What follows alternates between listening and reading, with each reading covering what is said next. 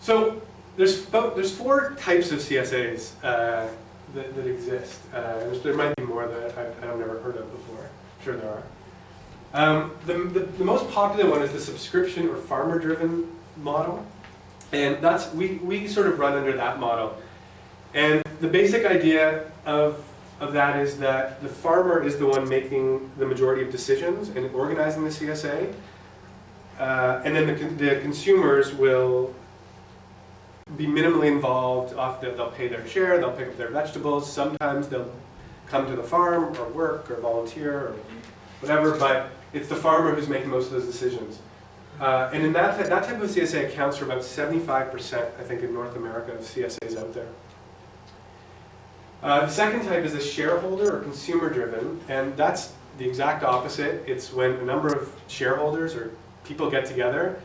We all got together in this room and said, we want to have a CSA, and we all pooled our money together, hired a farmer, found some land, made decisions about what we wanted in the CSA, hired some staff to get it all together, and had a CSA. So that type is quite less common, but it does exist. Farmer cooperative is similar to the farmer-driven, and that's kind of like, I think, what Melba, you guys used to do with Judy, with the Lean Farm. And the idea is basically that two or more farms will join together and will put their produce in one bag and be able to give that out to the consumers. And I mean, the advantage to that is there can be a much wider variety in the bag or in the box.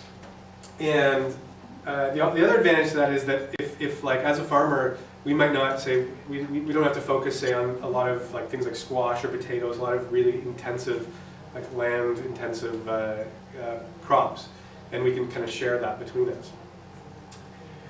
And the last type is the farmer-consumer cooperative, and that's kind of a mix of all three, where farmers and consumers will get together and share in the decision-making and production, and farmers like share in the work, et cetera, et cetera. So. And the other interesting thing I wanted to just say was about 10% of CSAs in North America are run by nonprofit organizations.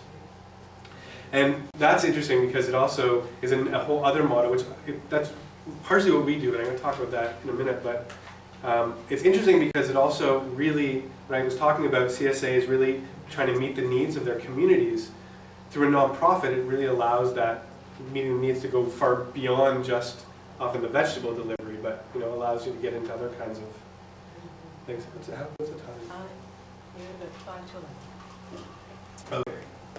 Okay, so I want to go through some of the benefits and challenges quickly. So benefits to the farmer: increased financial security.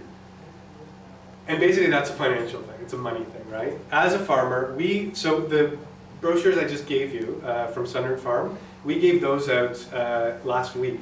So we're hoping, that we'll get our numbers back in the next couple weeks, get our checks in the mail in the next couple weeks. We sometimes have staggered payment plans for people who need it, but the idea is that we're going to get our money up front. We know that we have the money. We know how much we can buy. We know do we have extra money for any extra tools or anything else we need. So it's really a great financial security versus obviously the traditional system where you invest tons of money, you just cross your fingers, hope your crops come up, and hope you get money for them, and you can afford to pay your bills.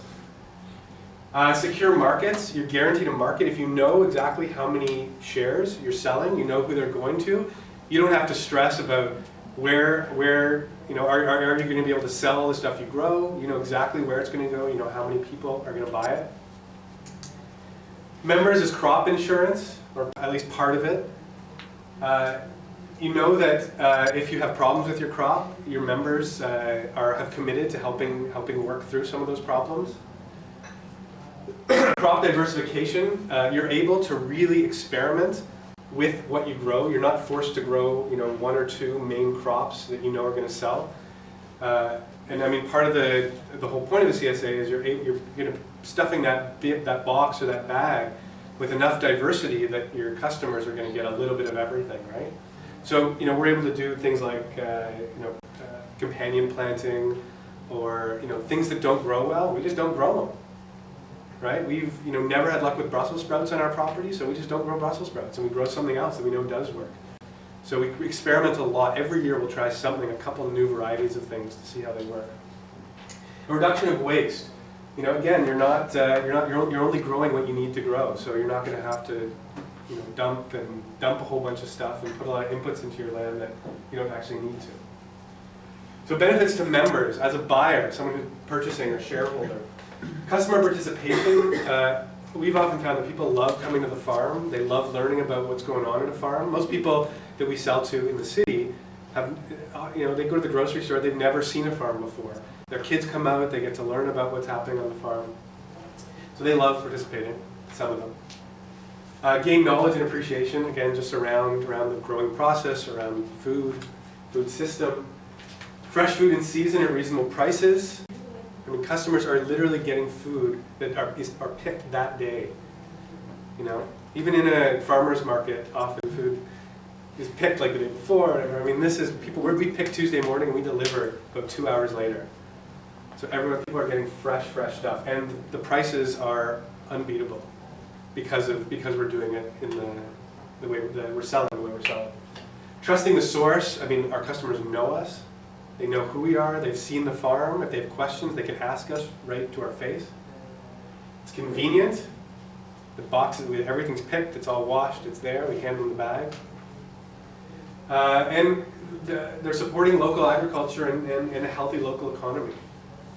Who wouldn't want to do that, right?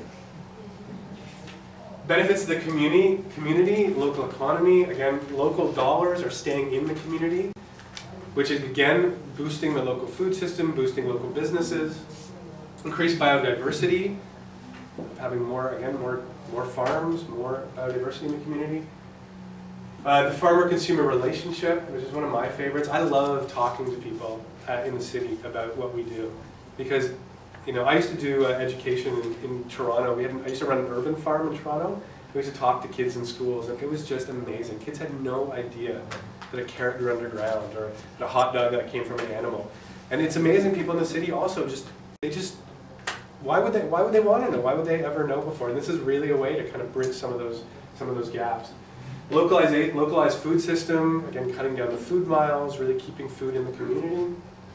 And urban-rural linkages, which is sort of the same as the farmer piece.